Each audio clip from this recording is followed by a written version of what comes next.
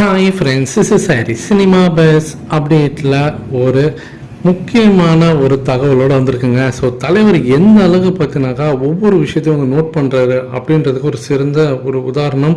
So எந்த அளவுக்கு வந்து ஒரு ஹம்பிள் டு த கிரவுண்ட் அப்படின்ற மாதிரி பார்த்தினாக்கா, ஸோ அது வந்து பார்த்தினாக்கா ரஜினி சாரோட குணாதிசயங்களில் ஒன்று அப்படின்னு தான் சொல்லணும். அந்த ஒரு மாதிரியான ஒரு விஷயம் தான், ஒரு சம்பவம் தான் பல வருஷத்துக்கு முன்னாடி நடந்ததை வந்து ஒரு நடிகை வந்து ரீகால் பண்ணிருக்காரு. அவர் வேறு யாரும் கிடையாது, ஆக்டர் பாண்டியராஜன் அவர்கள் தான்.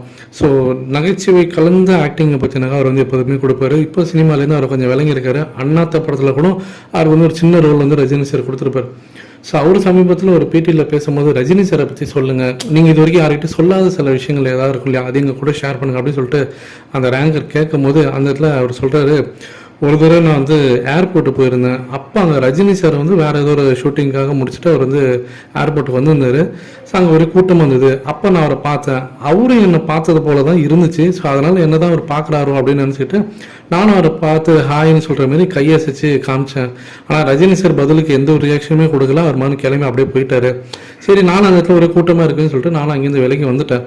சரி, நம்மளை பார்த்து அவர் எதுவும் கையசிக்கலாம், ஸோ அவர் நம்மளை பார்க்கல போல இருக்குது, நம்ம தான் தப்பாக புரிஞ்சுக்கிட்டோமோ அப்படின்ற மாதிரி நான் விட்டுட்டேன்.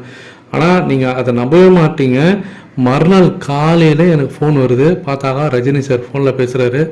எடுப்பில் என்ன சொல்கிறாருன்னா, நேற்று நான் உங்களை ஏர்போர்ட்டில் பார்த்தேன், நீங்கள் என்னை பார்த்து கையசிச்சிங்க. ஆனால் அங்கே இருக்கக்கூடிய சூழ்நிலை உங்களுக்கே புரியும், ரசிகர்கள்லாம் இருக்கிறாங்க, கூட்டமாக இருக்குது. அந்த இடத்துல நான் உங்கள்கிட்ட வந்து அங்கே நின்று பேசினாக்கா கூட்டம் கூடிடும் அப்படின்றதுனால தான் நான் உங்களை பார்த்து கையசிக்க முடியாமல் கிளம்பிட்டேன். ஸோ அதுக்காக என்னை மன்னிச்சிருங்க அப்படின்னு சொல்லிட்டு அப்படியே பார்த்தினாக்கா மன்னிப்பு கேட்டார் சாட்சால்.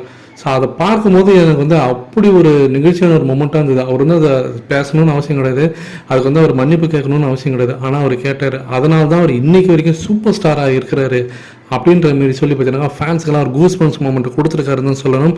இதை பற்றி உங்களோட கருத்துக்கள் என்ன அப்படின்றத மறக்காமல் கீழே சொல்லுங்கள் ஃப்ரெண்ட்ஸ்.